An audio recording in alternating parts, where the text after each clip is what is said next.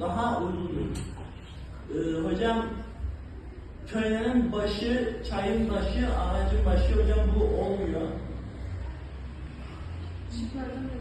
Aha tamam, başka ne olabilir? Evet, köylerin başı olmaz. Aha. Hocam köylerin ayağı, çayın ayağı olmaz.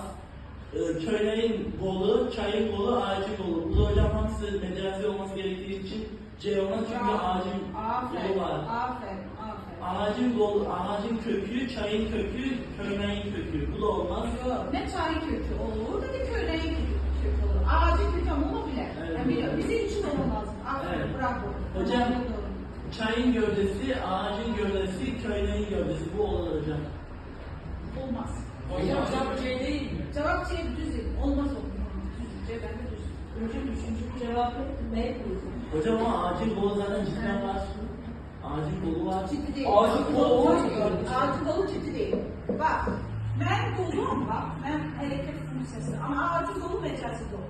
Ağacın kolu anlamını, o mənası, miniliğine, insanın kolundan görür. Yani insanın kolu hansı funksiyadırsa da ağacın kolu hemen funksiyadadır. Yani